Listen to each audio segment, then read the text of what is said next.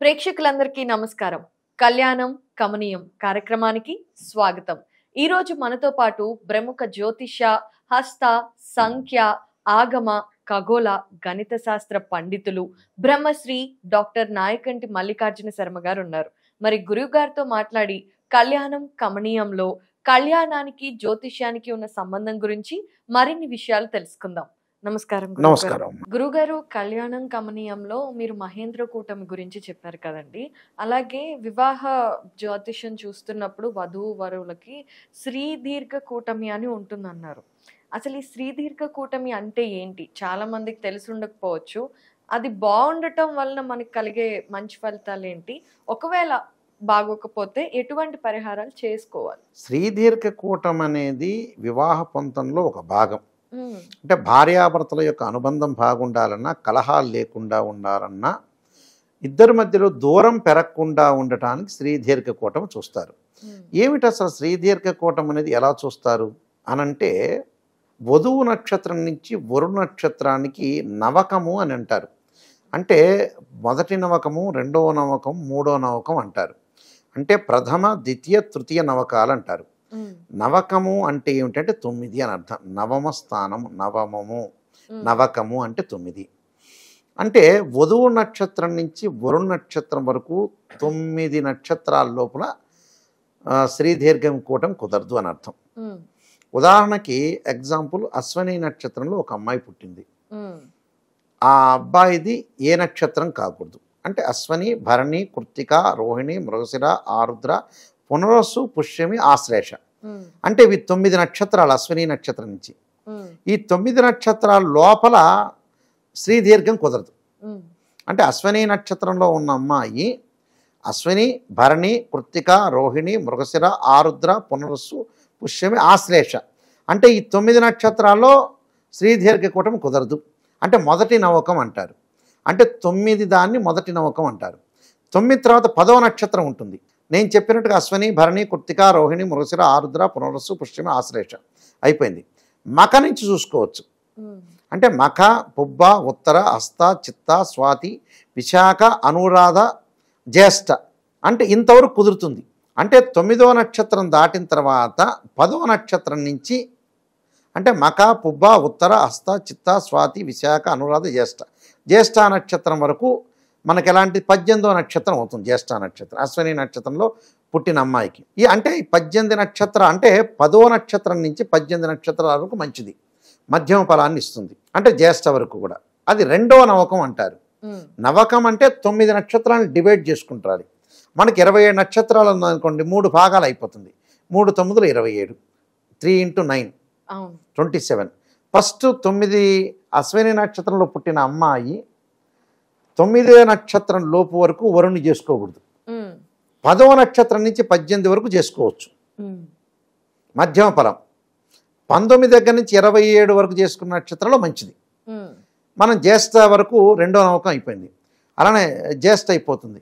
అంటే ఇక్కడ మళ్ళీ మూల, పూరాషాఢ, ఉత్తరాషాఢ, శ్రవణం, ధనిష్టం, శతభిషం, పూర్వభాద్ర, ఉత్తరాభాద్ర, రేవతి ఈ 9 నక్షత్రాలు చివరి 9 నక్షత్రాలు చేసుకోవచ్చు. అది మూడవ నవకం అంటారు.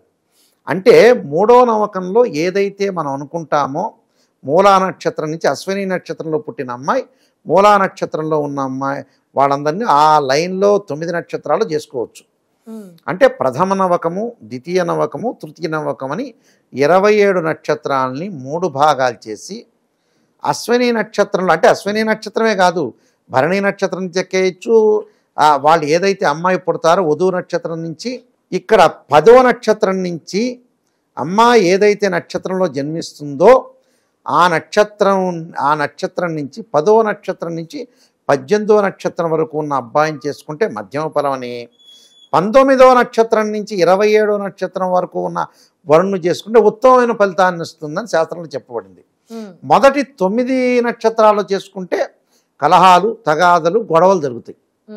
రెండో నవకంలో చేసుకున్నాం అనుకోండి, రెండవ నవకం అంటే 10వ నక్షత్రం స్టార్ట్ అవుతుంది, 10 to 18 అప్పుడు చేసుకున్నారనుకోండి, అప్పుడు అనుకూలమైన ఫలితాలు, మధ్యమ ఫలితం. అంటే అతి పెద్దగా గొడవలు జరగవని అర్థం. అంటే ఏదో చిన్న చిన్న విషయాలు జరుగుతాయని అర్థం.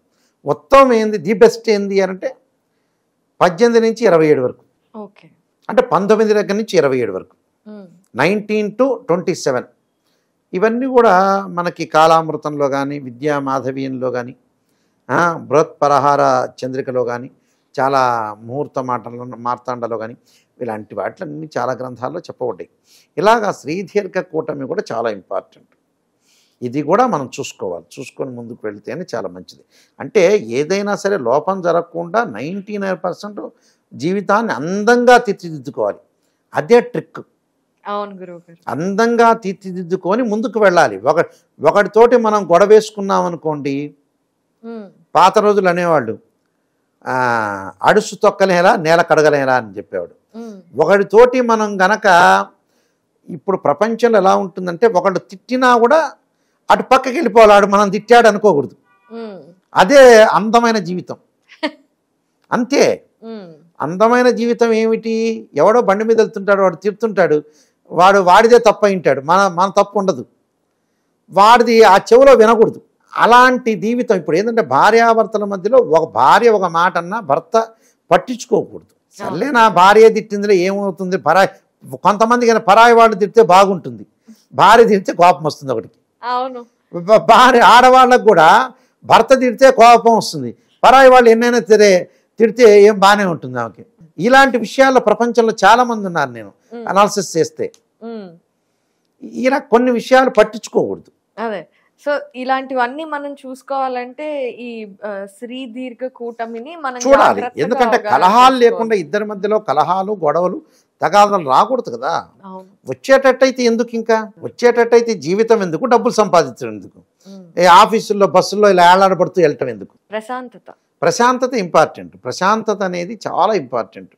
మనిషికి మానవుడి యొక్క సంబంధ బాంధవ్యాల్లో ఈరోజు రోగాలు బీపీ షుగర్లు ఇవన్నీ వస్తున్నాయంటే అదే టెన్షన్.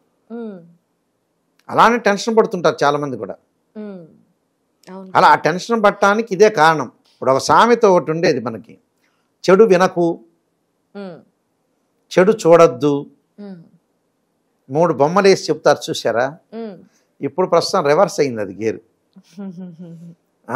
ఈ మోడల్లో చాలామంది కూడా ప్రపంచంలో రకరకాల వ్యక్తులు ఉన్నారు. ఆ వ్యక్తులను బట్టి కూడా ఏదైతే నిర్ణయం చేసుకోవాలో చాలా జాగ్రత్తగా జీవితాన్ని ఆలోచన చేసుకొని ముందుకు వెళ్ళాలి. అది అలా. ఇప్పుడు అందువల్లే మీకు చెడు వినకూడదు అని అంటారు చూసారా. వినకూడదు అని అంటే ఏమిటంటే వాడి విషయాలు అసలు పట్టించుకోకూడదు అని అర్థం. పట్టించుకోకుండా వెళ్ళిపోవాలి. చెడు చూడొద్దు అంటారు. చెడు ఏది చూడకూడదు, చూడకుండా పక్క దానిలో వెళ్ళిపోవటం, పక్క రోడ్లో. అలాగా ప్రపంచంలో ఏమిటంటే భార్యాభర్తలు ఇద్దరు కూడా బయట విషయాలన్నీ కూడా తీసుకొచ్చి ఇంట్లో గొడవలు పడే సందర్భం అనేది పనికిరాదు. జాగ్రత్తగా జాతకాలను చూసుకోవాలి, జాగ్రత్త వహించాలి, ముందుకు వెళ్ళాలి. చాలా చక్కగా వివరించారు. ధన్యవాదాలు గురువు. నమస్కారం.